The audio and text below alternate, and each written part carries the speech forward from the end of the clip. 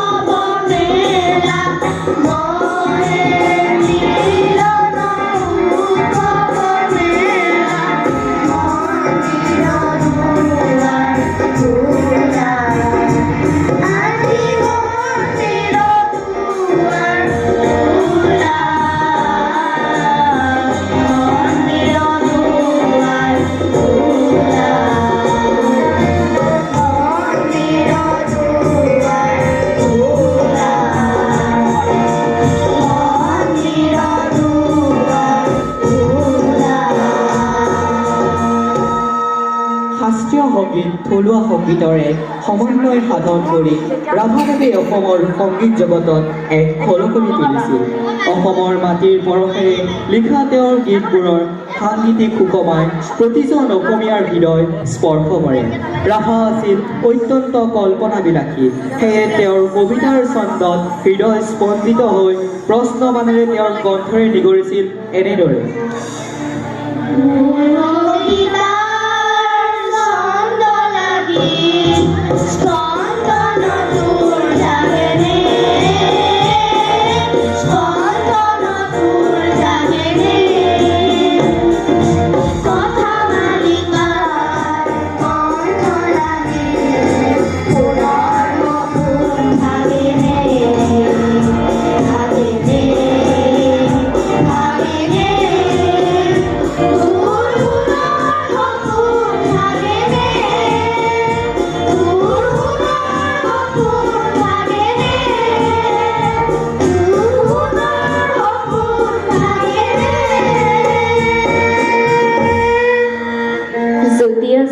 ৰূপান্তৰত বিশ্বাসী জনতাৰ শিল্পী, তেওঁৰ তপ্ত হৃদয় ফুলতকৈও কোমলীয়া আৰু শিলতকৈও কঠোৰ।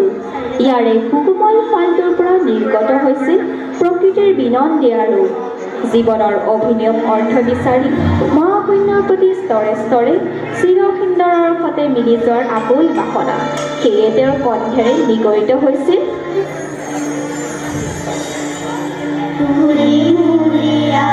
কৰে যাত্ৰা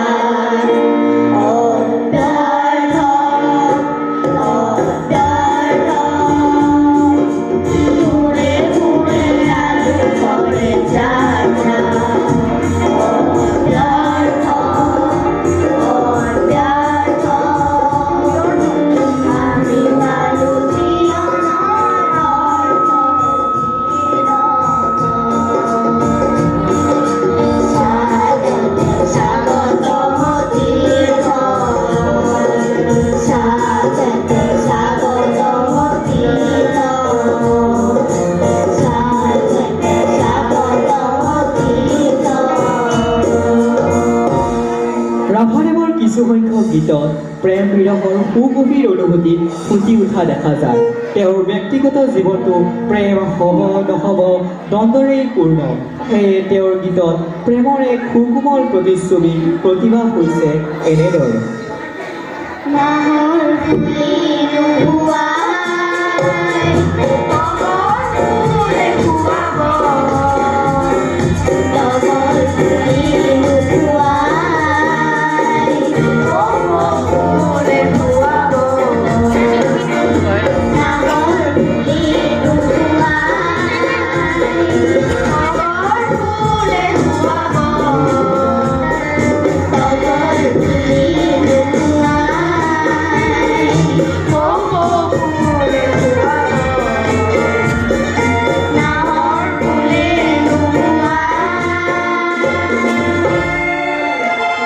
জ্যোতি আছিল সৌন্দৰ্য পিয়াসী সুন্দৰৰ নিমাতী প্ৰতিমাই নীৰৱে হিয়াত থাকি তেওঁক অহৰহ অনুপ্ৰেৰণা যোগাইছিল সেইবাবে তেওঁ সুন্দৰৰ নকনিষ্ঠ সাধক এক মহান শিল্পী পৃথিৱীখনক সুন্দৰ দৃষ্টিৰে চাব জনা জ্যোতিৰ মন মগজু কেতিয়াবা নানা ৰঙী ফুলৰ মেলা পাতে এনেদৰে